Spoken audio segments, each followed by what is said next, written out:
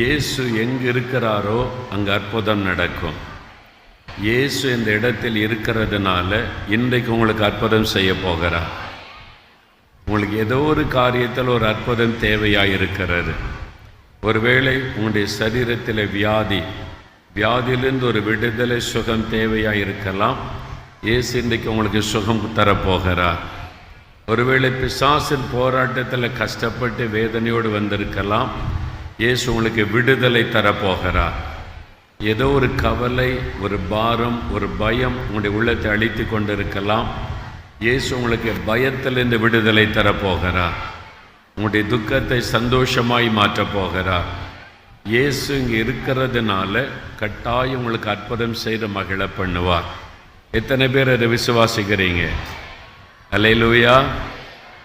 அப்படின்னா, இயேசுவே நீர் என்னோடு பேசும், நீர் என்னை சந்தியும், எனக்கு ஒரு அற்புதம் செய்யும் என்று சொல்லி நீங்கள் ஜெபிக்க வேண்டும். நீங்கள் எதிர்பார்ப்போடு வேண்டுதல் செய்தால் ஆண்டவர் உங்களுக்கு அற்புதம் செய்வார். நீங்கள் ஒரு எதிர்பார்ப்போட விசுவாசத்தோட இன்றைக்கு எனக்கு ஒரு அற்புதத்தை இயேசு செய்வார் என்று விசுவாசித்தால் கட்டாயம் உங்களுக்கு அற்புதம் செய்து உங்களை மகிழ பண்ணுவார். ஆமென். மனிதன் அற்புதம் செய்ய முடியாது. நான் உங்களைப் போல பாடுள்ள ஒரு மனிதன், நான் உங்களுக்கு அற்புதம் செய்ய முடியாது. ஆனால் நான் சொல்லுகிற இயேசு அற்புதம் செய்கிறவர்.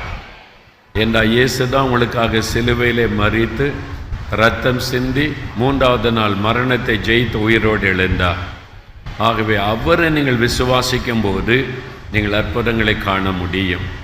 ஒரு பல்லவியை பாடி நம்ம தேவ செய்தியை கேட்க போகிறோம். அப்படியே உட்கார்ந்த வண்ணமாக வல்லமை உண்டு, வல்லமை உண்டு, அற்புத வல்லமை. இயேசுடைய சிலுவையிலே சிந்தின இரத்தத்தை நினைத்தவர்களாய் அந்த பல்லவி எல்லாரும் பாடி அதன் பிறகு தேவ செய்தியை நம்ம கேட்டு, நான் சுருக்கமாக வேத வசனத்தை சொல்லி அதிக நேரம் ஜெபம் பண்ணி சரியான நேரத்தில் உங்களை முடித்து அனுப்பி விடுவோம். அப்படியே நாம் எல்லாரும் ஒரு நிமிடம் கண்களை மூடி இயேசுவை மாத்திரம் நம்முடைய இருதயத்தில் நோக்கி, இயேசுவே என்னோடு பேசும், இயேசுவே எனக்கு ஒரு அற்புதம் செய்யும் என்று கருத்தாய் நாம் ஜெபிக்கலாம். அமைதியா. இது தேவ சமூகம். ஆண்டவர் இயேசு நம் மத்தியில் இருக்கிறார். அவருடைய பாதபடியில் நாம் வந்திருக்கிறோம். அவருடைய கண்கள் இந்த எல்லை முழுவதிலும் உலாவிக் கொண்டிருக்கிறார். இங்கு இருக்கிற ஒவ்வொருவரையும் இயேசு கவனித்துக் கொண்டிருக்கிறார். அவருடைய பிரசன்னம் இந்த இடத்தை சூழ்ந்திருக்கிறார். இயேசு உங்கள் மத்தியிலே